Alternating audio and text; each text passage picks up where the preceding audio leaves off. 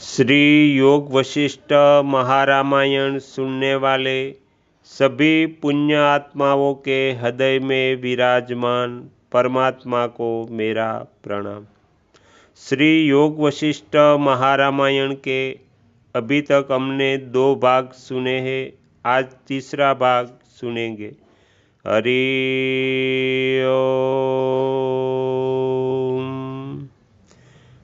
देवदूत ने कहा, सुंदरी, राजा के योग कहने पर मैं वहीं निवेदन करने के लिए इंद्र के पास गया। वहाँ जो वृत्तांत हुआ था वह सब मैंने देवराज इंद्र को कह सुनाया।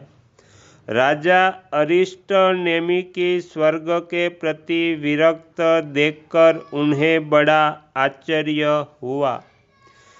फिर महेंद्र ने मधुर वाणी से मुझसे कहा, हे दूत, तुम फिर वहाँ जाओ और इस विरक्त राजा को ब्रह्मज्ञान प्राप्ति के लिए तत्वज्ञ महर्षि वाल्मीकि के आश्रम में ले जाओ और महर्षि वाल्मीकि से मेरा यह संदेशा कहो कि महर्षि इस विरक्त, विनीत और स्वर्ग के पति निष्पृह राजा को तत्वज्ञान का उपदेश दीजिए।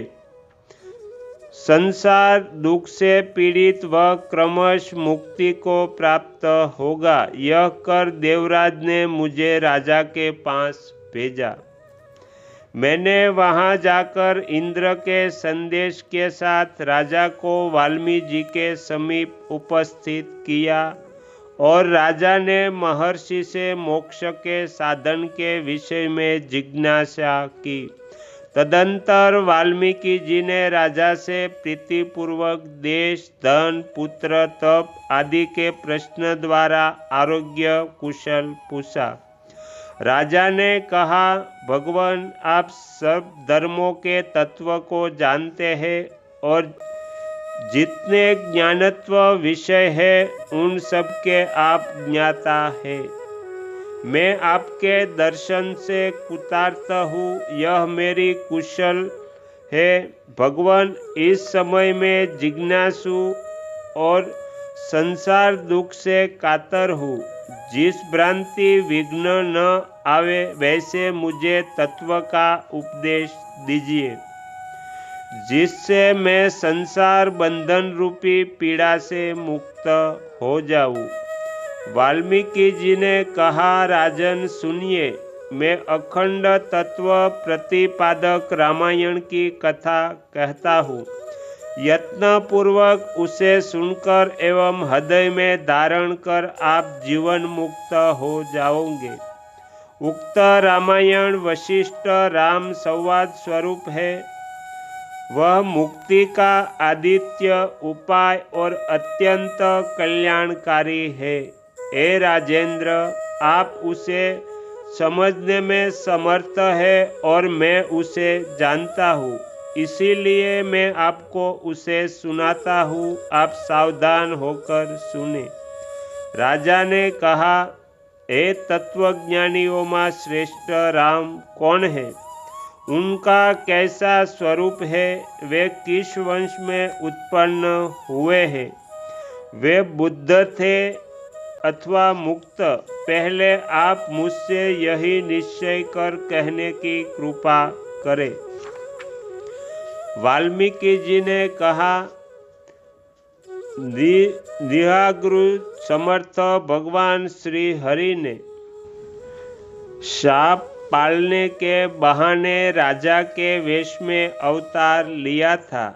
वे सर्वज्ञ होने पर भी अपने भक्तों के वाक्य को सत्य करने की इच्छा से साधारण मनुष्यों की भांति यज्ञ हो गए थे।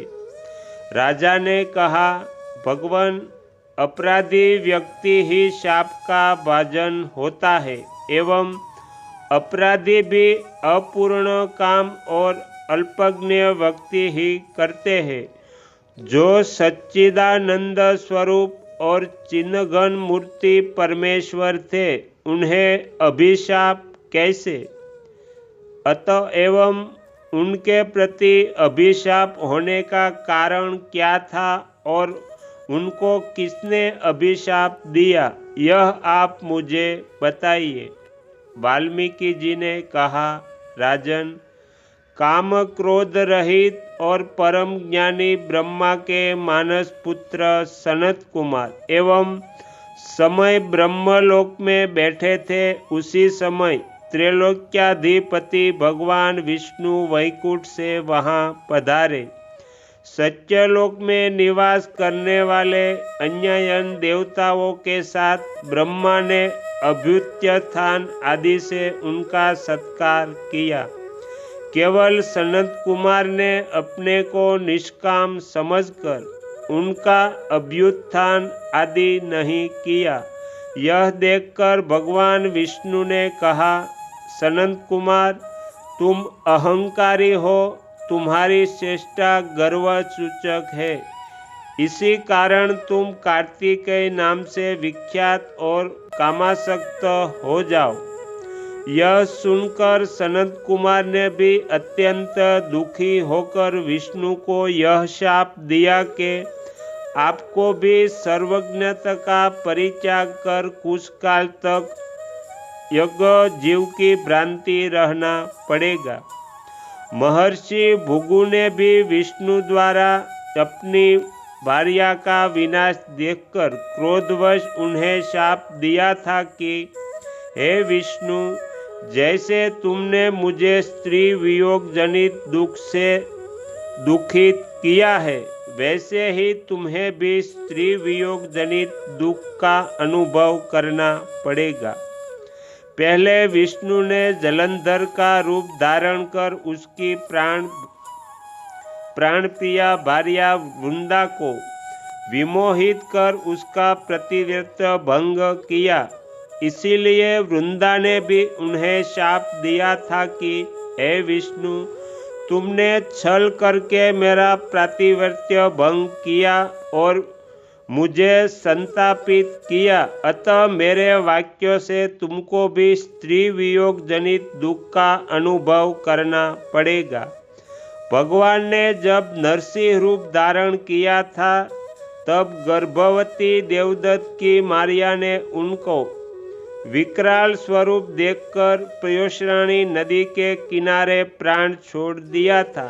इसीलिए उसके स्वामी देवदत्त ने मारिया के वियोग से दुखी होकर यह शाप दिया था कि आपने जैसे मुझे स्त्री वियोग से दुखी किया, वैसे ही आप भी कुछ काल के लिए अपने स्वरूप को भूलकर स्त्री वियोग से दुखी होंगे।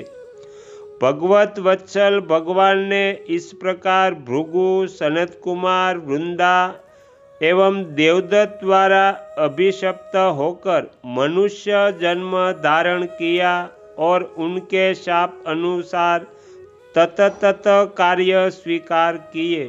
अभिशाप रूपी छल का कारण मैंने आपसे कहा। अब मैं प्रस्तावित कथा कहता हूँ, सावधान होकर सुनिए।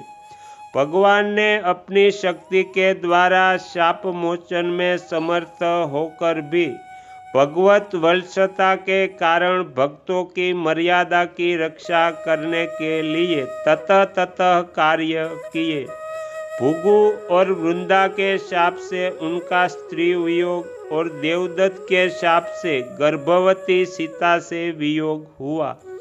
महाराज, जिस कारण से भूत भावन भगवान अभिशप्त हुए थे, वह सब आपसे मैंने कह चुका हूँ। अब मोक्ष के उपायभूत साधनों के विषय में आपने मुझसे जो जिज्ञासा की है, उसके लिए 32,000 श्लोकों का यह योग वशिष्ठ नामक महारामायण आपके निकट रखता हूँ। हरि ओम। आज का तीसरा भाग समाप्त करते हैं। कल के वीडियो में चौथा भाग सुनेंगे। श्री सद्गुरु देव की जय।